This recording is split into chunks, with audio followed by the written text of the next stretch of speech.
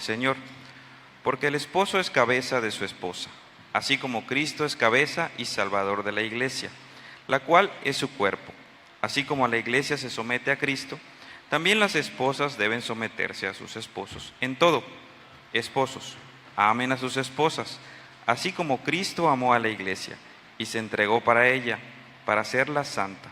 Él la purificó, lavándola con agua mediante la palabra, para presentarse a sí mismo como una iglesia radiante, sin mancha, ni arruga, ni ninguna otra imperfección, sino santa e intachable. Asimismo, el esposo debe amar a su esposa como a su propio cuerpo. El que ama a su esposa se ama a sí mismo, pues nadie ha odiado jamás su propio cuerpo. Al contrario, lo alimenta y lo cuida como Cristo hace con la iglesia, porque somos miembros de su cuerpo. Por eso, dejará el hombre a su padre y a su madre y se unirá a su esposa, y los dos llevarán a ser un solo cuerpo. Esto es un misterio profundo. Yo me refiero a Cristo y a la iglesia. En todo caso, cada uno de ustedes ame también a su esposa como a sí mismo, y que la esposa respete a su esposo. Hijos, obedezcan al Señor, a sus padres, porque esto es justo. Honra a tu padre y a tu madre, que es el primer mandamiento con promesa, para que te vaya bien y disfrutes de larga vida en la tierra. Y ustedes, padres, no hagan enojar a sus hijos, sino críenlos según la disciplina e instrucción del Señor. Hace unos días estaba viendo un video, y en este video pues hablaba un especialista en jardinería. Este especialista en jardinería fue a atender un problema porque por un viento muy fuerte, un ventarrón, un árbol se desgajó y parecía como si estuviera partido en dos, pero la base todavía sostenía ambas partes, así que no se había, no por completo, ¿no? Se había desgajado, sino solo parcialmente. Así que esta persona estaba enseñando en este video cómo se puede reparar un árbol en esta situación. Él dice, no es necesario que nosotros lo talemos, tenemos que repararlo, tenemos que ver que el árbol vuelva a tener la integridad que originalmente tuvo. Así que él junto con otras personas comenzaron a podar las ramas más grandes para evitar el peso de uno de los lados. Y una vez que ya lo podó, entonces unió esas dos partes del árbol desgajado y con un alambre lo amarró muy bien en un extremo, en el otro extremo, y así en diferentes partes, con alambres y con sogas, amarró esas dos partes que estaban desgajadas. Y una vez que ya el árbol ya estaba amarrado, entonces era solo esperar a que el árbol volviera a tener más o menos la integridad original. Esta persona pasó después de meses otro video de qué es lo que había sucedido con ese árbol. Entonces, lo que había sucedido era que se había pegado, se notaban algunas cicatrices, pero ese árbol había tomado, digamos, la forma original que tenía. Pues déjenme decirles, hermanos, que algo así sucedió con los seres humanos. Nosotros fuimos creados originalmente con el propósito de glorificar a Dios. Y al glorificar a Dios, nosotros experimentaríamos una auténtica y verdadera felicidad, una felicidad santa en ese contexto. De tal manera que nosotros podríamos gozar de la presencia de Dios. Así fuimos creados originalmente en Adán y Eva, ¿no? Que nosotros pudiésemos gozar de la presencia de Dios. Pero no solamente fuimos creados para glorificar a Dios y ser felices en Dios, la felicidad obviamente como un bien secundario, sino también fuimos creados para que nosotros, en el estado original en el que nosotros estábamos, tuviéramos una satisfacción personal, tuviéramos paz en nuestras propias vidas, o sea, la relación con nosotros mismos fuera correcta, de tal manera que nosotros no tuviéramos que cargar con el lastre del pecado, con el lastre de tener una conciencia, pecaminosa, una conciencia culpable, que nosotros experimentáramos depresiones, que nosotros experimentáramos todo este tipo de cosas que nos hacen estar mal, ¿no? Si nosotros fuimos creados por Dios para tener una conciencia limpia, una conciencia tranquila, para no tener problemas existenciales, para vivir en un constante desasosiego, sin experimentar perturbaciones, inquietud, mal humor, depresiones y todo este tipo de cosas que aquejan a nuestra vida actual. Pero no solamente fuimos creados para estar en una correcta relación con Dios y en una correcta relación con nosotros mismos. Bueno, por ejemplo, hoy muchas personas quisieran dar lo que fuera por tener un poco de paz en su vida. Eso lo tenía en el estado original Adán y Eva. Pero no solamente fuimos creados para estar, digamos, en una buena relación con nosotros mismos, sino también fuimos creados para estar en una buena relación con las demás personas. De tal manera que en este estado original no hubiera envidias, pleitos, celos, rivalidades, malos entendidos, gritería, ruptura de relaciones y todo este tipo de cosas que perturban las relaciones interpersonales por causa del pecado. Fuimos creados para tener una permanente y santa convivencia los unos para con los otros, así fuimos creados por Dios. Y de tal manera que todas nuestras relaciones, nuestra relación con Dios, la relación con nosotros mismos y la relación con las demás personas estaría normada por la palabra de Dios. Y para nosotros, en el estado original, no sería difícil obedecer la palabra de Dios, porque en nosotros no había pecado, por supuesto. Nosotros glorificaríamos a Dios, tendríamos una relación dinámica con las demás personas y podríamos vivir una vida de paz. Todo con el fundamento de la confianza que nosotros podríamos tener en Dios. Nosotros podríamos obedecer a Dios porque nosotros confiaríamos en Dios. Entonces, con base en esa confianza, nosotros diríamos, estos mandamientos son los mandamientos de Dios y esto es lo que hay que hacer respecto a Dios, respecto a mí mismo y respecto a las demás personas. Y como yo le tengo confianza a Dios, esto se llama fe, entonces con base en esa confianza, yo puedo entonces obedecer a Dios. Ese era el propósito de Dios, digamos, original, cuando creó al hombre y a la mujer. Nosotros experimentaríamos un estado de verdadera libertad. Pero como ese árbol que se desgajó, que se separó en dos partes, de la misma forma los seres humanos nos apartamos de Dios y dejamos de seguir los caminos de Dios, dejamos de confiar en Dios y comenzamos a seguir nuestros propios caminos, confiando en nuestras propias emociones, en nuestra propia sabiduría, en nuestros propios preceptos, creyéndonos más inteligentes que Dios. Por eso dice Isaías capítulo 53, versículo 6, primera parte, todos nosotros nos descarriamos como ovejas, nos apartamos cada cual por su camino. Y los resultados no se hicieron esperar. Ustedes los conocen, ¿verdad? Todos los días los experimentamos. Quedó quebrantada la relación con Dios por causa de que nos apartamos de Dios, seguimos nuestros propios caminos, quedó rota la relación con Dios, quedó perturbada la relación con nosotros mismos y también quedó rota la relación con las demás personas. Qué difíciles son ahora las relaciones humanas. Sin embargo, Dios en su infinita gracia, en su infinita misericordia, hizo un trabajo de restauración, hizo un trabajo de corrección en nuestras vidas al mandar a su Hijo Jesucristo para que nosotros volviéramos a estar unidos al Padre Celestial. Como ese árbol, ¿no? Que llegó un jardinero e hizo un trabajo de corrección para que esas dos partes volvieran a estar unidas. De la misma forma, nuestro Señor Jesucristo vino para que nosotros pudiéramos tener una relación correcta con Dios, una relación correcta con las demás personas y una relación correcta con nosotros mismos. Pero es necesario que nosotros confiemos en los preceptos de Dios, en los mandamientos de Dios y que los apliquemos a estas tres relaciones. Obviamente Dios no nos ha dejado solos. La Biblia dice que nos ha enviado a su Espíritu para que nosotros seamos habilitados, para que nosotros tengamos fe en Dios y dejemos de confiar en nosotros mismos, dejemos de confiar en nuestras habilidades, dejemos de confiar en nuestra inteligencia y confiemos en la sabiduría de Dios.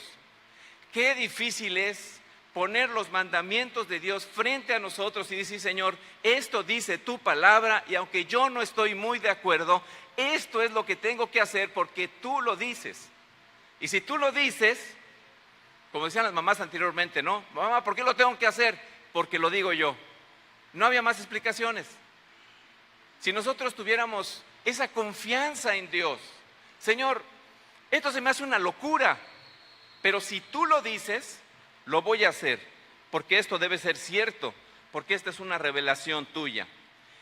Si nosotros hacemos esto, obviamente habilitados por la gracia de Dios, unidos a Dios en Cristo, como ese árbol desgajado, si nosotros comenzamos a vivir de acuerdo a los preceptos de Dios, entonces va a comenzar ese proceso de corrección en nuestras vidas, sobre todo en lo que tiene que ver en nuestra relación los unos para con los otros.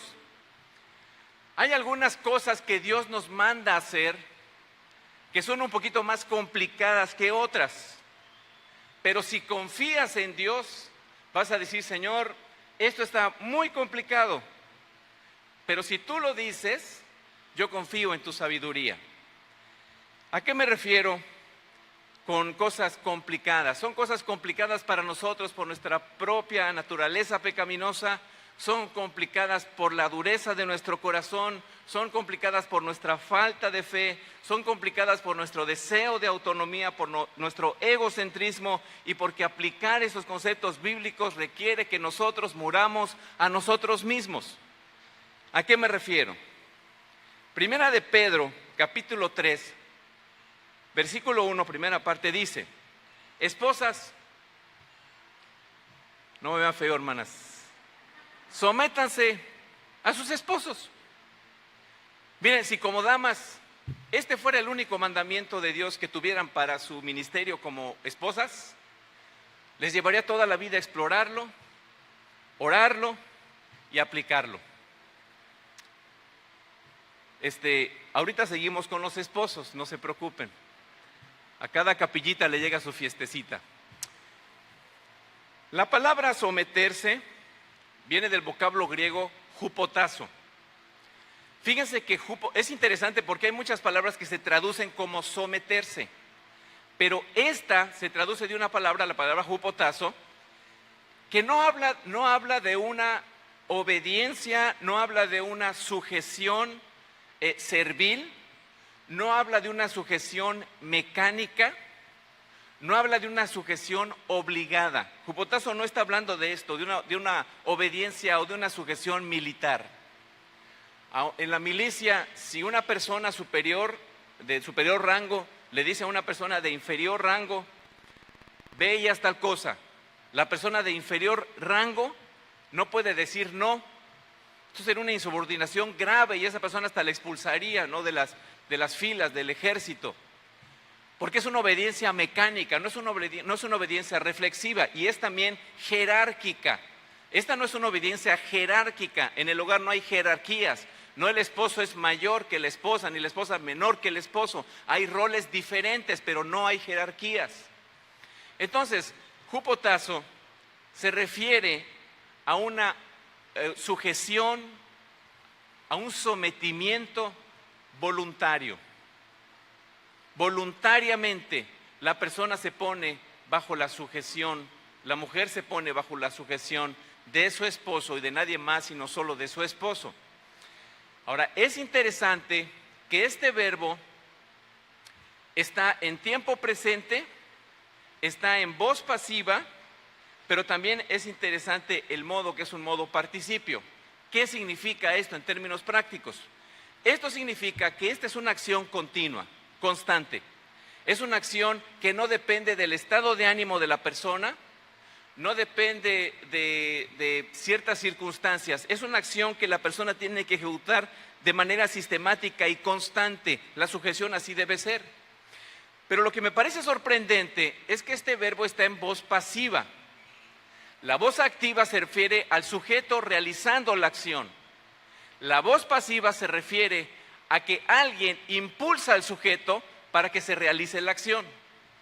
En este caso no le dice a las mujeres, tienes que sujetarte tú por iniciativa propia, por iniciativa personal en tu fuerza de voluntad. No es este el espíritu de este verbo.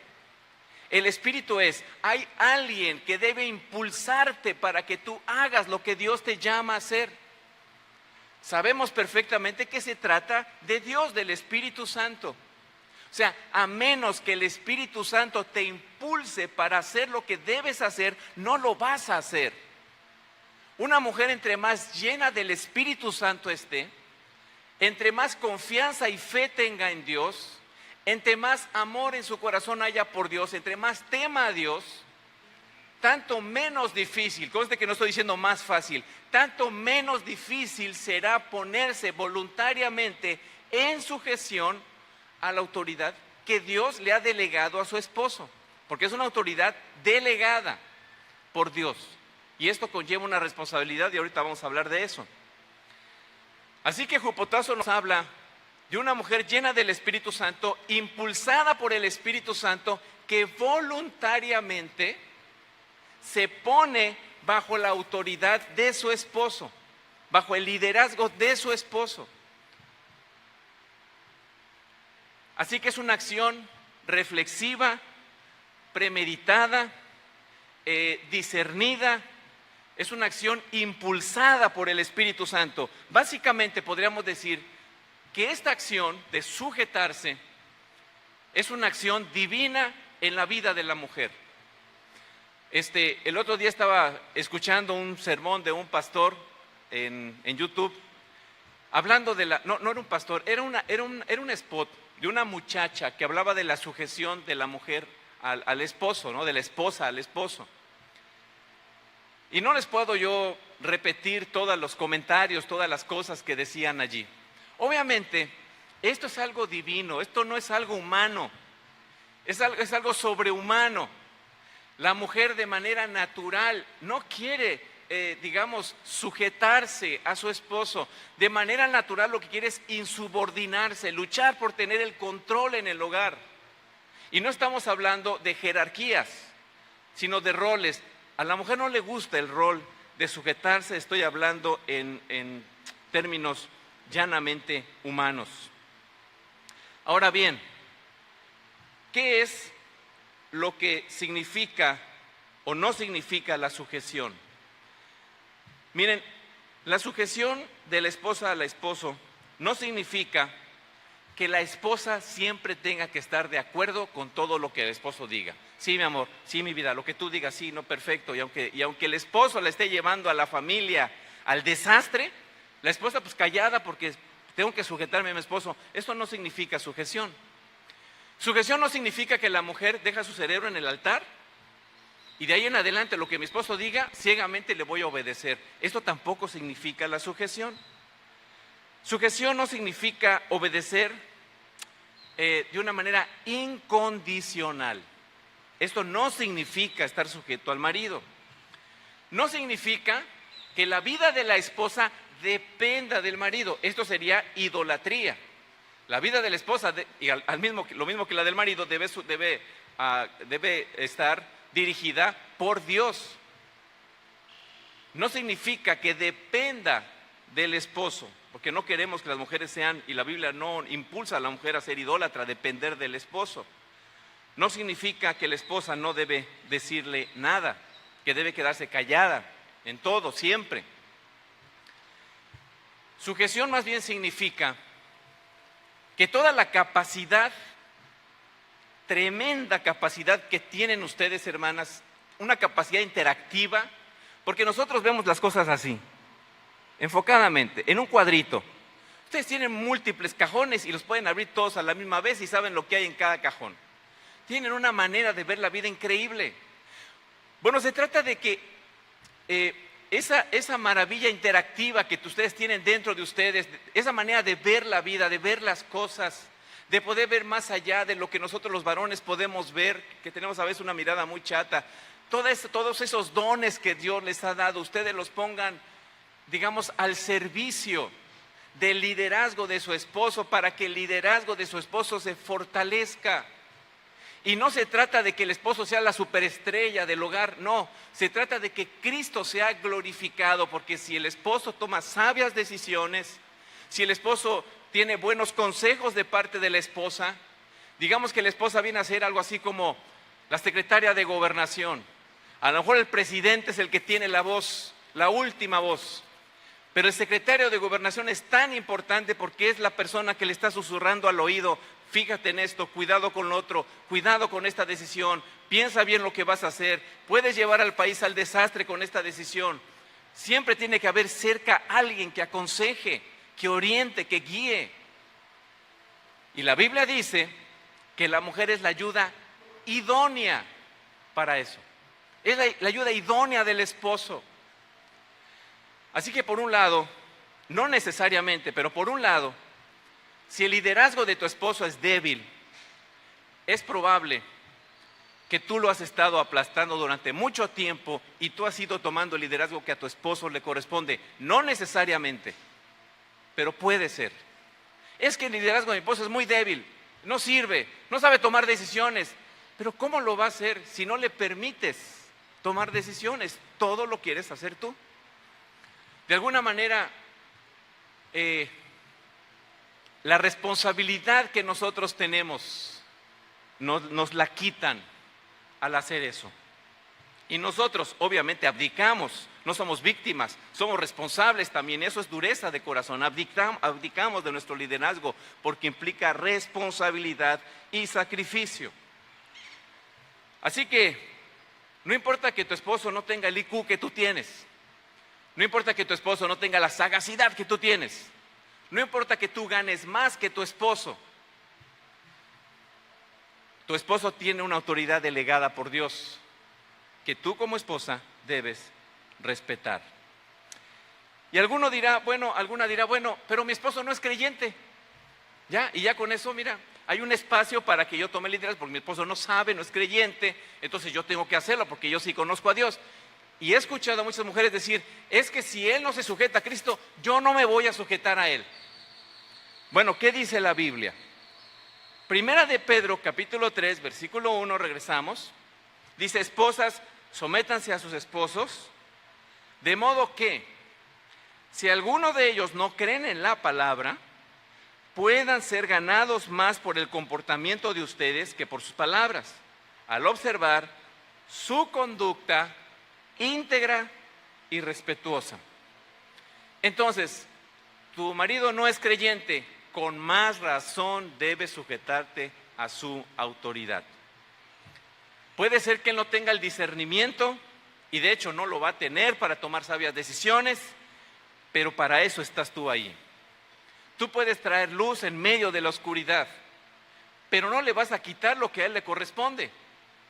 Siempre debes reconocer y respetar el liderazgo que Dios le ha dado. Entonces, dice la Biblia que haciendo esto, siendo una mujer respetuosa, casta, íntegra, vas a predicar el evangelio de una manera más efectiva que si tú estás, mira, tienes que ir a la iglesia porque te das cuenta, tú haces burrada tras burrada porque no conoces a Dios, tú eres un impío, tú te vas a ir al infierno, tú esto, y está dale, y al esposo que nos encanta, que nos manipulen, que nos digan lo que tenemos que hacer y que nos estén todo el tiempo humillando. Obviamente que el corazón se endurece más. Esto es contraproducente. Pero si la esposa cumple con su responsabilidad, se sujeta a su esposo, hace lo que la Biblia dice, es más probable que la persona se rinda a Cristo de lo que tú crees.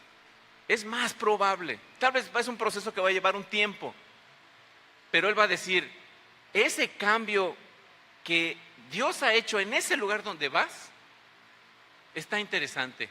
Me ha tocado casos de personas que después de 2 o 3 años dicen, yo no sé qué les dan ustedes, qué le dieron ustedes a mi esposa ahí en ese lugar donde va, pero qué cambio de mujer. Y dice uno, gloria a Dios, porque la persona está viendo el cambio en la vida de la persona. Muy bien. Pero también nos habla a nosotros los esposos. Primera de Pedro, capítulo 3, versículo 7. De igual manera, ustedes, esposos, sean comprensivos en su vida conyugal, tratando cada uno a su esposa con respeto, ya que como mujer es más delicada. Al igual que la sujeción, particularmente en estos pasajes, porque pues hay varios otros pasajes, inclusive acabamos de leer Efesios y nos llevaría 2 o 3 meses hablar de estos pasajes, Pero tratando de enfocarnos en algunos detalles importantes de este pasaje de Pedro, ser comprensivo, como dice aquí la palabra, tiene más que ver con nuestra fe que con la manera en la que debemos tratar con la esposa. Si nosotros lo enfocamos desde la perspectiva de la fe, secundariamente esto se aplicará en la vida de la esposa, por supuesto. Ser comprensivo significa literalmente cohabitar con la esposa de acuerdo al conocimiento. O sea, en el vocablo griego que se traduce de esta manera, significa cohabitar según el conocimiento. Obviamente cohabitar con la esposa según el conocimiento, pero no el conocimiento de la esposa, sino el conocimiento de la fe. Entonces, esta es una cuestión de fe. Quiere decir que el esposo debe tomar su liderazgo, debe cohabitar con su esposa, basando sus decisiones, basando la dirección que está dando al hogar en la palabra de Dios, para retomar, digamos, el propósito original con el que Dios creó al esposo. La Biblia dice, por ejemplo, hablando de los preceptos, porque dice que debemos cohabitar de acuerdo a los preceptos de Dios. ¿Qué es lo que dice la Biblia? La Biblia dice que los esposos debemos amar a nuestra esposa como Cristo amó a la iglesia y se entregó por ella. ¿Cómo debe ser el amor que nosotros debemos tener por nuestra esposa? Según lo que dice la Biblia, nosotros como esposos debemos estar dispuestos a dar la vida por nuestra esposa. Y eso es lo que se espera que haga un líder, un verdadero líder. O sea, nuestro Señor Jesucristo es el líder de la iglesia. Y Cristo, dice la Biblia, que no vino para ser servido, sino vino para servir y dar su vida en rescate por muchos. Entonces, liderazgo no significa sentarse en un sofá y pedirle a los hijos que traigan el refresco, pedirle a la esposa que hagan la comida, que no se retarden, porque si no, es una cosa tremenda ver el partido de fútbol sin la comida correspondiente. Eso no significa, ser líder no significa ser un pachá, que todas las personas estén sentados y todos te sirvan. Desde la perspectiva bíblica, ser líder significa estar dispuesto a morir, servir. Y obviamente servir no minimiza, no nos humilla como varones ni minimiza nuestra autoridad, sino al contrario, fortalece nuestra autoridad como varones. Cristo vino a servir.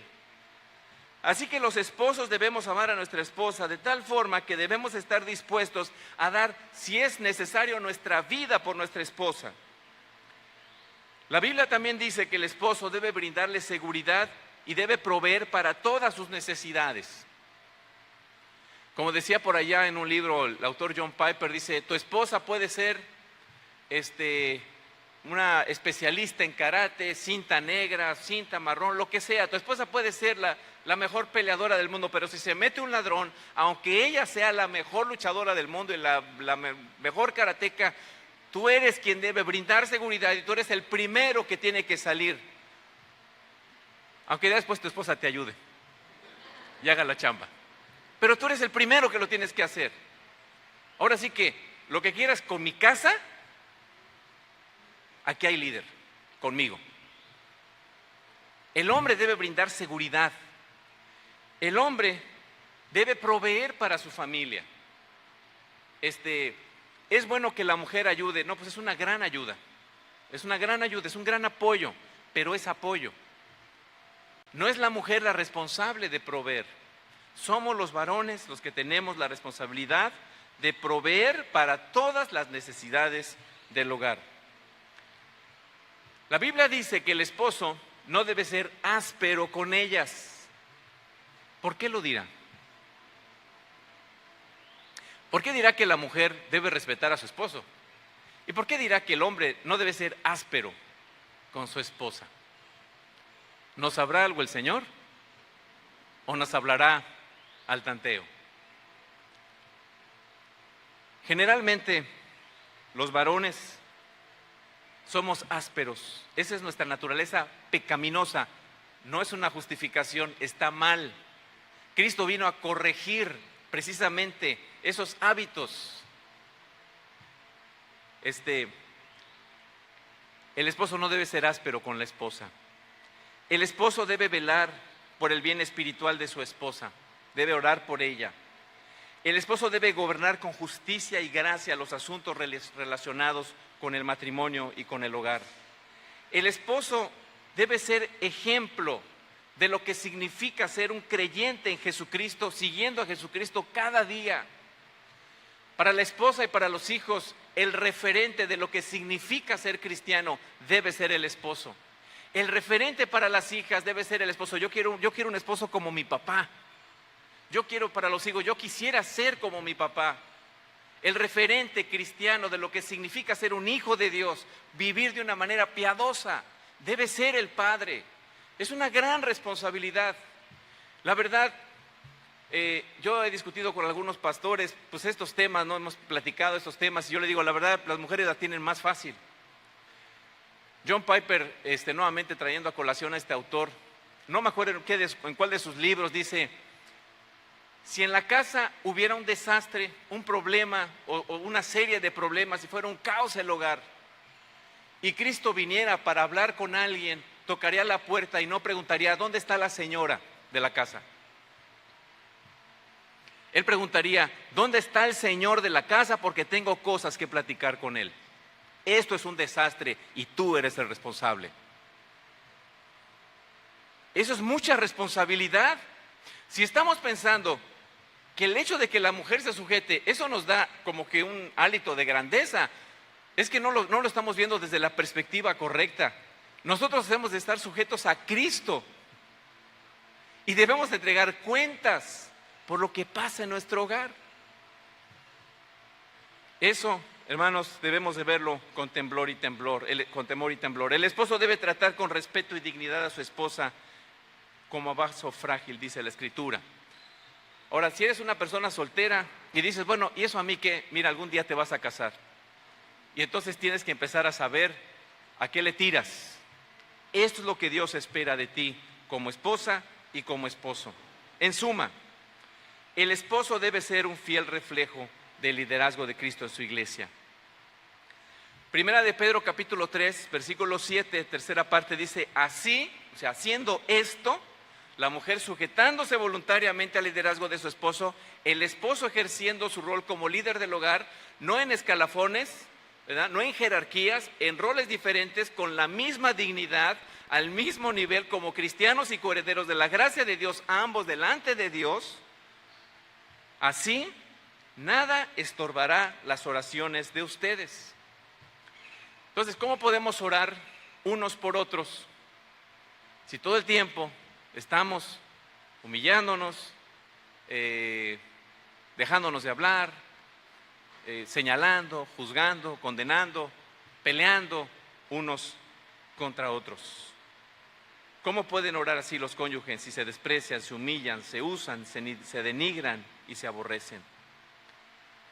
Amados hermanos, la esposa no es un objeto utilitario, úsese y tírese.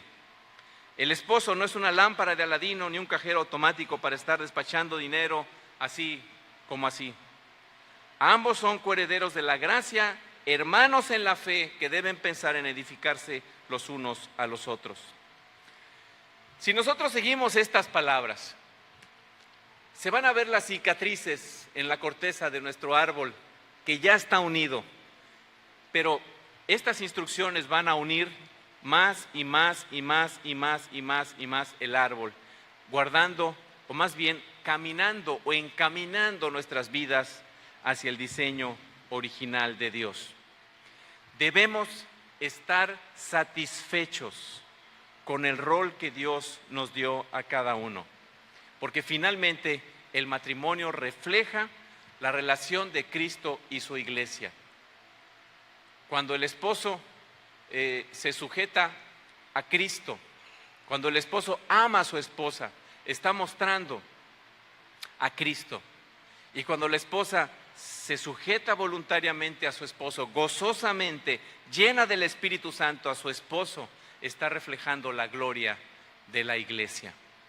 Es una puesta en escena el matrimonio, de lo que significa la relación entre la iglesia de Jesucristo y Dios. Y esto, hermanos, no es imposible porque Dios no nos ha dejado solos. Él nos ha dado su Espíritu Santo para impulsarnos, para habilitarnos y para encaminarnos a hacer lo que Él nos llama a hacer. Estas palabras son fulminantes para el mundo posmoderno en el que vivimos, pero para nosotros como hijos de Dios son palabras congruentes con nuestra fe cristiana. Esta es una cuestión de fe. Debemos creer en Dios y así creeremos en su palabra y obedeceremos su palabra en su gracia y para su gloria. Amén. Oremos. Señor, te damos las gracias porque tu palabra nos da orientación para que nosotros podamos vivir como tú quieres. Y sabemos que si vivimos como tú quieres, vamos a experimentar verdadero gozo y verdadera paz. Tú sabes, Padre, y conoces la dureza de nuestros corazones. Y sabes que no somos lo que deberíamos ser. Y tú conoces, no solo en esta semana, en este día, en este mes, en nuestra vida, en qué cosas solemos fallar una y otra vez como cónyuges. Ayúdanos, Padre, a obedecerte, para que nuestros hijos puedan crecer también en la solidez de un hogar donde hay dos padres que son capaces de ponerse de acuerdo en los más diversos temas, siempre guiados por tu Espíritu. Guíanos, Padre, según tu palabra. Danos un corazón dócil, danos un corazón, Señor, amante de ti, temeroso de ti, de tal forma que creyendo en ti podamos vivir como tú nos ordenas vivir, para tu gloria y también, Señor, secundariamente para nuestro propio bien. Te lo suplicamos encarecidamente en el nombre glorioso de Cristo Jesús. Amén. Vamos a concluir con una oración. Vamos a pedir al anciano de iglesia, Jorge Portal, que nos dirija al Señor en oración. Oremos, hermanos. Señor, amado Padre, te damos gracias, Señor, por la bendición que nos das de poder participar en tu mesa, Señor. En esta mesa, Señor, donde venimos todos los pecadores, Señor, cada mes a alabarte, a adorarte, Señor, y a ser parte de tu iglesia, Señor. Queremos pedirte, Padre, que nos des la capacidad de todas estas cosas que hemos escuchado de tu palabra en este sermón, Señor, podamos aplicarle en nuestras vidas, que los varones seamos verdaderos líderes en nuestra familia, Señor, que seamos verdaderos padres y sobre todo que seamos verdaderos hijos tuyos, Señor. Y sobre todo, Padre, bendice, Señor, a las esposas que son la ayuda idónea para todos los esposos, Señor. Así como a la familia, a los hijos y a todas las personas que nos rodean, Señor. Te pedimos que nos des muchas, muchas bendiciones y mucha fortaleza para poder seguir tu palabra cada día, Señor. Y poder ser testimonio vivo de que tú estás presente en nuestras vidas, Señor. Te damos gracias, Padre, por este tiempo y te pedimos que nos bendigas en el nombre de Cristo Jesús. Amén. Y ahora, mis amados hermanos, que el amor de Dios Padre, la gracia de nuestro Señor Jesucristo y la comunión de su Santo Espíritu sea con todos ustedes y con sus familias hasta que el Señor vuelva glorioso por segunda vez. Amén y amén.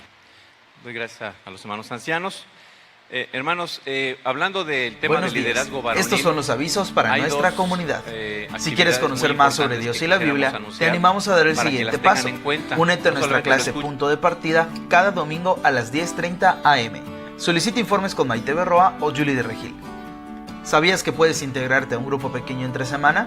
Anímate y solicita informes con Doña Mari Briceño o con Tai Rico. En la librería de nuestra iglesia tenemos recursos y materiales que pueden ser de bendición para tu vida. No olvides visitarnos. Gracias por tu atención.